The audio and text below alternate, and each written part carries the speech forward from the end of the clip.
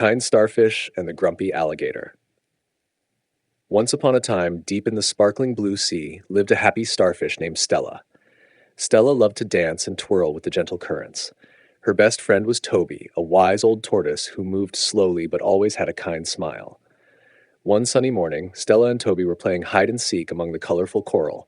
Suddenly, they heard a loud, grumpy grumble. "My tummy is rumbling. I'm so hungry." It was Al, a big alligator with a long green tail.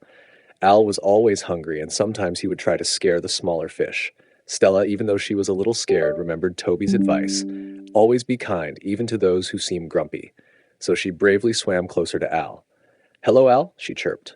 "Are you hungry?" Al looked surprised. He thought Stella would swim away. "Yes, I'm very hungry," he grumbled again. Toby, the wise tortoise, slowly swam up too. "Al," he said gently, "instead of grumbling, why don't you try to find some tasty seaweed or some delicious little crabs? There are plenty of them around if you look in the right places." Al had never really thought about looking for food. He usually just waited for it to come to him, or he'd try to snatch things. Stella, with a bright idea, pointed her arm towards a patch of yummy-looking green seaweed. "Look, Al, over there! It's super tasty." Al, still a bit unsure, slowly swam towards the seaweed. He took a big bite. This is good," he said, his grumpy face starting to soften into a smile. He munched and munched until his tummy was full. "Thank you, Stella.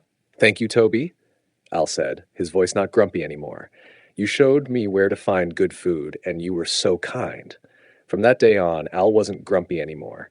He learned to look for his own food and even shared some of his tasty seaweed with Stella and Toby. They all played together happily in the big blue sea.